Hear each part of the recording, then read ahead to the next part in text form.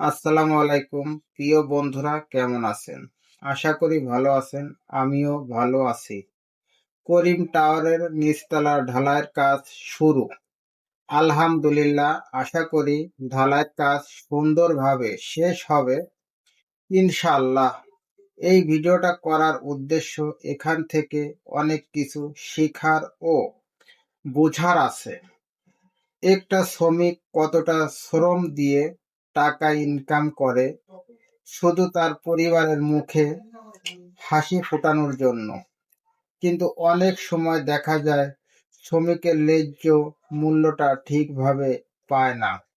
আমরা যারা শ্রমিক দিয়ে কাজ করাই, শ্রমিকের ন্যায্য মূল্য দেওয়ার চেষ্টা করব ইনশাল্লাহ।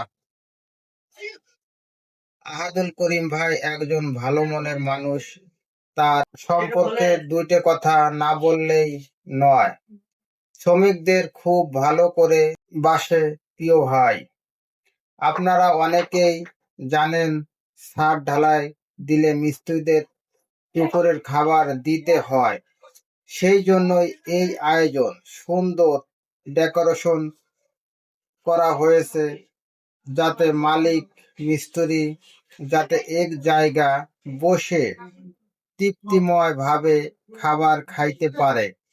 সেই জন্য এই সুন্দর আয়োজন, সুন্দর মনোরম পরিবেশ দেখে আমারও মন খুব ভরে গেছে। এত সুন্দর আয়োজন।